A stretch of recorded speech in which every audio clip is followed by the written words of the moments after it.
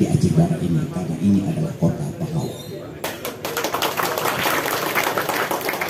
Aceh Barat ini adalah tak luput dari kenangan-kenangan masa lalu yang sangat luar biasa dan dikenal di seantero dunia, yaitu pahlawan Tuku Umar, yaitu cucunya Adrin, yang mereka menitikan darah penghabisannya di pendasingan maupun di sini untuk mewujudkan Aceh Barat ini menjadi Aceh Barat yang mencukup bangsa berdua.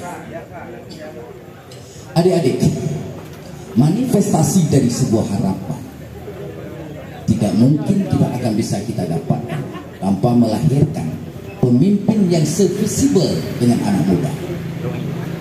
Saya sosok ini ada di Haji Kamarudin beserta Adi Haryadi. Saya hanya mengatakan kepada beliau berdua, selalu kami berdiskusi, jadilah pemimpin yang inklusif, tidak eksklusif.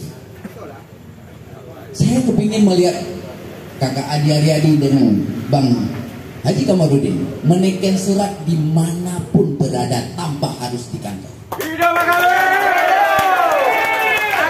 Zaman sekarang tidak ada lagi pemimpin yang duduk di kantor dengan pakaian yang begitu necis, tapi rakyat menjerit dan menderita. Pemimpin sekarang adalah bagaimana dia masuk ke relung hati dan ada di mana dibutuhkan dan dia hadir. Sekarang pemimpin sekarang tidak ada lagi yang harus pakai baju begitu hebat dan berwibawa, nggak ada itu. Karena setiap pemimpin itu akan dipertanggungjawabkan ke depan, yaitu pengabdiannya di dunia.